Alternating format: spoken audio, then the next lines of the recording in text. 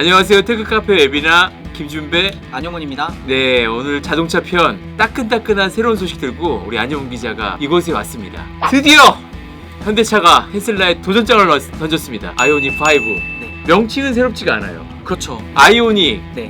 이거 예전에 아이오닉 몰랐던 사람들은 또 아이오닉 사기가 좀 그렇지 않아요? 근데 이런 부분은 있을 것 같습니다. 이제 말씀하신 대로 이제 23일이죠. 이제 현대차의 이제 신형 전기차 23일 날 공개를 하는 거죠? 네, 공개가 되고 2월 23일. 네, 온라인으로 공개를 하고 이후에 이제 유럽과 한국에서 순차적으로 판매에 돌입을 하고 아마도 국내 판매 시점은 4월에서 5월 정도가 될 것 같습니다. 그래서 그 울산 이 공장에서 제네시스 만들고 있는 공장 일부분을 지금 전기차 전용 그 생산 설비로 좀 이렇게 정리를 하는 과정이 있었고요.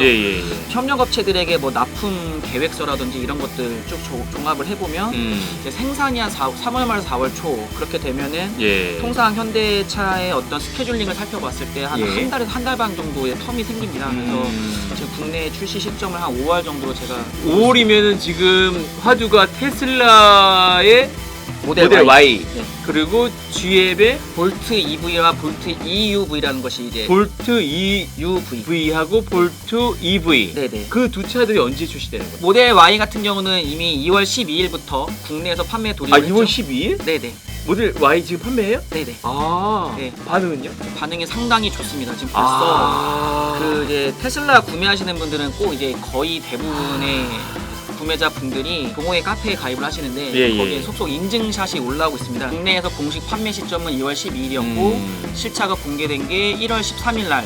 얘는 먼 선수를 쳤어요. 네네. 올해 차를 뽑으려고 했던 사람은 연초부터 기다릴 텐데 모델 Y가 이렇게 선수 치고 나가면은 솔직히 아이오닉도 조금 타이밍을 놓친 게 아닌가 싶은 생각도 들어가지고. 그래서 사실은 이런 이야기가 있습니다. 이제 현대차가 이제 23일이라고 지금은 못을 박았습니다만 이 차를 언제 공개할까를 놓고서 회사 내에서 상당히 고민이 많았습니다. 그래서 자동차 업계에서는 사실은 2월 2일 출시설도 있었습니다. Y보다 조금 앞서. 네네. 그 부분이 이제 얘기가 나왔다가 이제 결국엔 23일로 이제 미뤄졌다고 봐야겠죠. 아쉽다 좀. 니로 EV가 이제 가고 아이오닉 5가 오는 거죠. 주력인데 왜 이게 관심사예요? 왜냐하면 지난 시간에 사실 본부장께서 말씀하신 부분, 테슬라의 현대차가 이제 상대가 되겠느냐. 소비자들이 분명히 테슬라를 선호할 텐데 굳이 현대차를 뭐 비슷한 가격, 비슷한 스펙에 비슷한 시기에 나온 차라고 하면 굳이 소비자들이 현대차를 구매하겠냐라고 하셨지만 현대차 입장에서는 또 그렇지도 않은 것이 자신 있다. 자신이 있다라는 겁니다. 이제 왜냐면 저희가 이제 여러 차례 말씀을 드렸고 자동차에 관심 있는 분들은 아마 이 용어가 익숙하실 텐데 eGMP라고 하는 것이 있습니다. 이게 뭐냐면 이제 현대차에서 지난해 공개했던 그 전기차를 만들기 위한 전기차 전용 플랫폼인데요. 그 전용 플랫폼을 좀 표현하기 쉽게 얘기하면 eGMP가 현대차의 모든 전기차에 들어가는데 코어가 잘 돼 있다는 얘기인가? 그렇죠. 플랫폼 말 그대로 이것을 기반으로 해서 어떤 틀이 하나가 있고 이걸 가지고 이제 여러 종류의 전기차를 만들고 이 틀이 자동차 성능하고 직결되는 거예요? 이 플랫폼이라는 거에 단순히 이런 뼈대만 들어가는 것이 아니라 여기에 전기 모터도 들어가 있고 배터리도 들어가 있기 때문에 그 플랫폼에 그런 여러 가지 시스템적인 부분에 있어서도 출력이라든지 주행 가능 거리 이런 부분을 최적화하기 위해서 만들어져 있는 말 그대로 전기차 전용 베이스를 하나 만든 겁니다. 그리고 지난 시간에 잠깐 말씀드렸습니다만 이 아이오닉 5라는 차는 신기하게 현대자동차지만 한국에서 먼저 나오는 것이 아니라 유럽부터 출시를 하고 그 다음에 한국에 유럽 언제 나와요? 유럽이 이제 3월로 잡혀 있는데요. 3월부터 소비자에게 인도가 될 것인지는 조금 저도 이제 물음표입니다. 3월달에 실차가 나온다라고 하기가 좀 쉽지는 않은 상황입니다. 이게 요수가 될지 악수가 될지 어떻게 보세요? 근데 이런 말씀은 드릴 수가 있는 것이 지금 국산 전기차의 수출 실적이 42개월 연속 성장세입니다. 올해 1월 기준으로 지금 우리나라의 어떤 월 평균 친환경차 수출 물량이 한 3만 대에서 4만 대 왔다 갔다 하거든요. 근데 이 중에 거의 40% 이상이 전기차. 진짜로? 이거 어디서 팔리는 거예요? 북미하고 유럽이죠. 북미하고 유럽에서 통하나 보네. 나쁘지 않습니다. 특이한 모양새의 차들, 세단보다는 뭐 이제 SUV나 기아의 소울 같은 박스카라든지 이런 차들이 이미 좀 인기가 있었고 그리고 코나 EV나 이런 니로 EV 같은 전기차들 같은 경우도 어떻게 보면은 말씀하신 대로 가격적인 측면도 아마 있을 것입니다. 이제 다른 차보다는 싸니까요. 아이오닉은 근데 가격적인 메리트가 없잖아요, 사실. 사실은 모델 Y와 비교를 해야 하는데 이게 재밌는 게 시작가가 5,999만 원. 테슬라 진짜 한국 시장을 무시하는 듯하면서 결국 수기 얻었죠.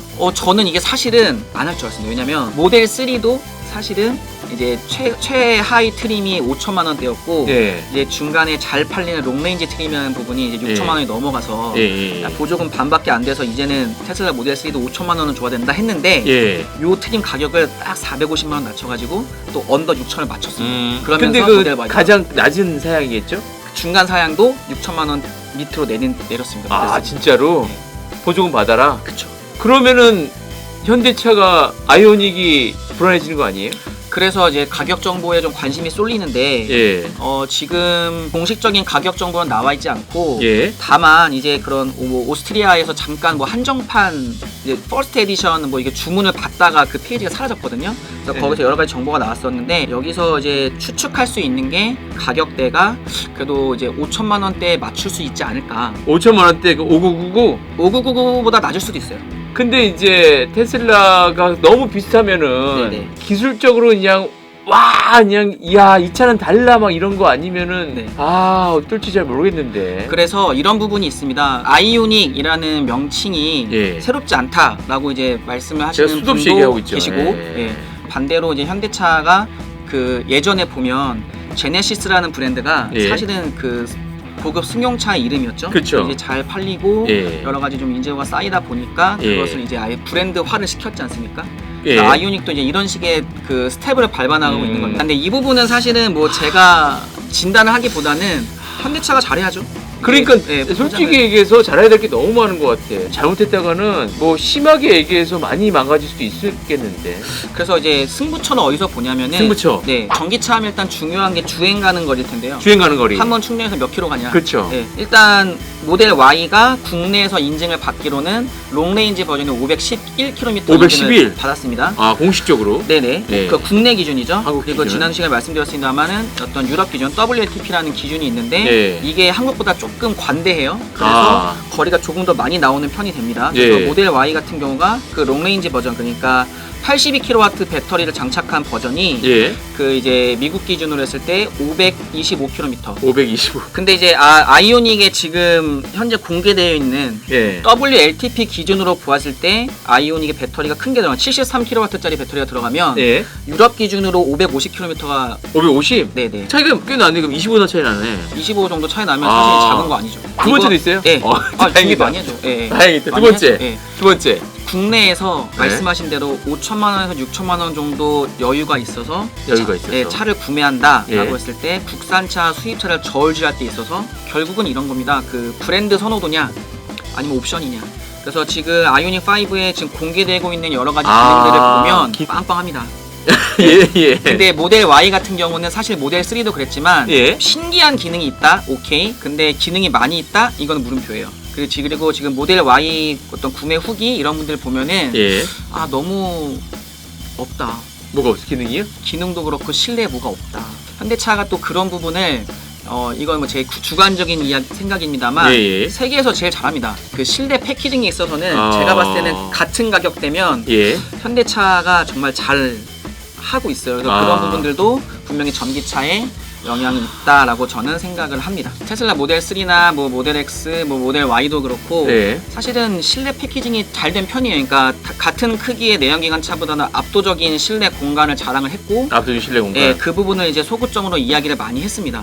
지금 현재 나와 있는 상황만 보고 이제 직접적인 비교를 잠깐 해보자면 휠베이스라고 있습니다. 휠베이스. 그 차의 어떤 바퀴와 축과 축 사이의 거리. 아무래도 이제 축과 축 사이의 거리가 길수록 더 실내 공간을 많이 뽑을 수가 있겠죠. 그 모델 Y가 휠베이스가 2890mm인데요. 2890. 지금 공개된 자료에 따르면 아이오닉 5가 3000mm 정도. 3m가 넘는 거예요? 그런데 차 크기는 모델 Y가 아이오닉 5보다 조금 더 큽니다. 모델 Y보다 아이오닉 5는 차 크기는 조금 작은데 작으면서 크게 차이는 나지 않아요.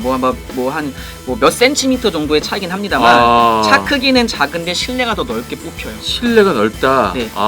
그리고 이제 전기차 같은 경우는 이제 원래 테슬라가 자랑하던 것을 이제 아마도 현대차가 자랑을 할 건데 이제 전기차는 특징이 뭐냐면은 어떤 엔진 부분이 없기 때문에 그 내연기관에 딸려오는 여러 가지 샤프트라든지 이런 부분들이 없다 보니까 실내를 굉장히 잘 쓸 수가 있습니다. 그러니까 엔진룸 쪽으로 더 밀고 들어갈 수도 있고, 그 이제 우리 이제 자동차 타보면 이 가운데 이게 올라와서 이렇게 지나가는 그 터널 있지 않습니까? 그런 부분도 없애도 돼요. 왜냐면은 엔진에서 이거를 샤프트를 빼가지고 추진력을 주는 게 아니라 아이오닉은 지금 아마도 싱글 모터와 듀얼 모터 두 가지로 출시가 될 건데 듀얼 모터라고 하더라도 각각 앞뒤 모터에서 힘을 자체적으로 주는 방식이기 때문에 연결부가 없더니 평평합니다. 이런 거를 마케팅으로 잘 하기가 쉽지 않을 텐데 확 하질 않아요. 아직까지는 막 평평해. 와, 이게 아니잖아요. 그건 아니죠. 지당하신 말씀이신데 제가 이야기하고 있는 포인트는 뭐냐면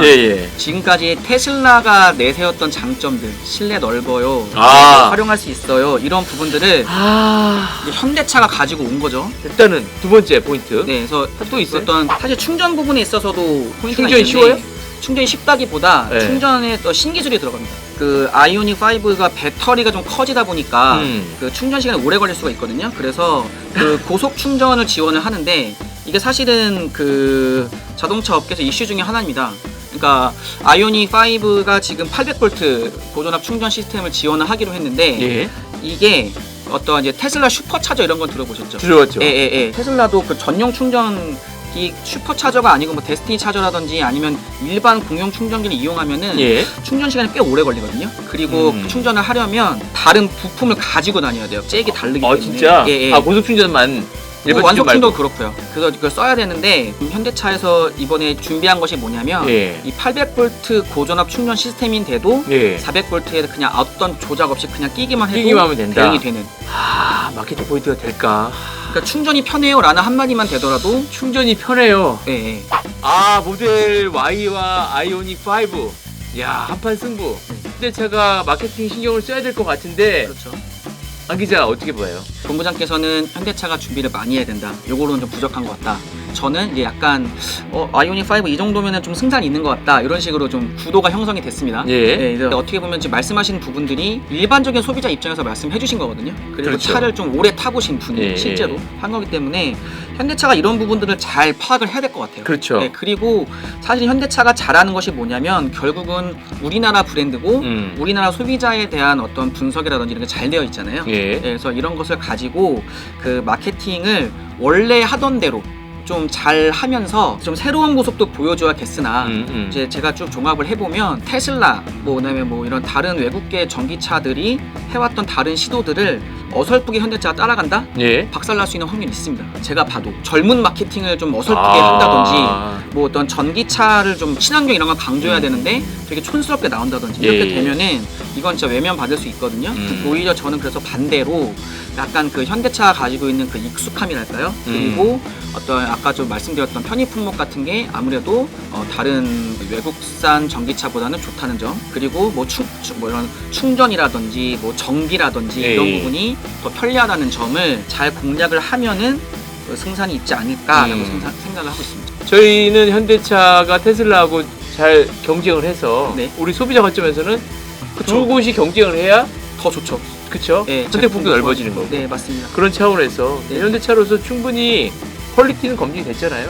검증됐으니까 이제 아까 얘기한 다른 이제 부가적인 메리트를 줌으로써 우리 소비자들한테 만족을 시킬 수 있기를 바라면서 오늘 방송은 여기까지. 다음 시간에 또 뵙겠습니다. 또 출시가 공개가 되면 또 그때 또 다시 한번 이야기를 더 자세하게 나눠보도록 하겠습니다. 안 기자 수고했어요. 네, 고맙습니다. 고맙습니다.